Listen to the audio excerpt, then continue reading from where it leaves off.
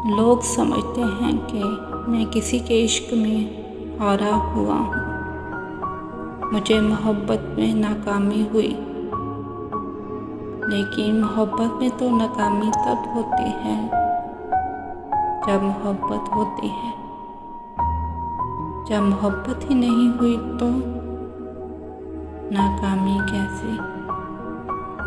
हाँ, मैं उदास ज़रूर हूँ, पर इस उदासी की वजह कोई और नहीं, शायद मैं खुद हूँ। ना मुझे किसी से गिला है, ना कोई शिकवा।